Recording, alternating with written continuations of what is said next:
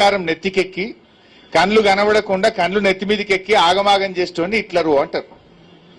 నేను హిట్లరే ఆదర్శం, హిట్లర్ను చూసి హైడ్రా పెట్టి గరీబోళ్ళు ఇల్లు గులగొడుతున్నా, వాళ్ళ ఇల్లు కూలిపోతుంటే నా కళ్ళల్లో ఆనందం కనబడుతుంది అంటుండు రేవంత్ రెడ్డి. ఇదా ఒక ముఖ్యమంత్రి చేయాల్సిన పని? ఇదా ఒక రెవెన్యూ మంత్రి చేయాల్సిన పని?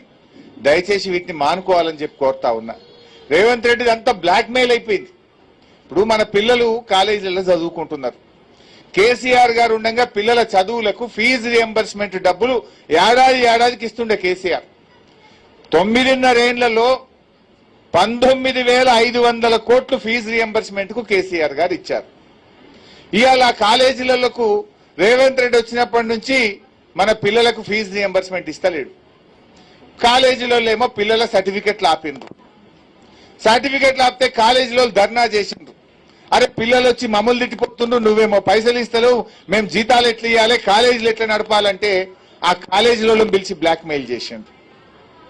అట్లే మనకు ఆరోగ్యశ్రీ పథకం దవాఖానలలో పోతే ఆనాడు కేసీఆర్ గారు 2 లక్షల్ని 5 లక్షల రూపాయలు చేసి ఆరోగ్యశ్రీ కింద ట్రీట్మెంట్ ఇప్పించిండు. రేవంత్ రెడ్డి వచ్చినాక దవాఖానలకు పైసలు ఇచ్చుడు బంద్ చేసిండు. దవాఖానలో ధర్నా చేస్తే వాళ్ళను బ్లాక్ మెయిల్ చేసే ప్రయత్నం చేస్తాడు. అదేవిధంగా ప్రభుత్వ ఉద్యోగులు, రిటైర్డ్ ఉద్యోగులు, మా డిఏలేవి, మా పిఆర్సీ ఏవి, మా రిటైర్డ్ ఉద్యోగుల పెన్షన్ బకాయిలేవి అంటే ఉద్యోగస్తులను బ్లాక్ మెయిల్ చేసే ప్రయత్నం చేస్తుంటాడు.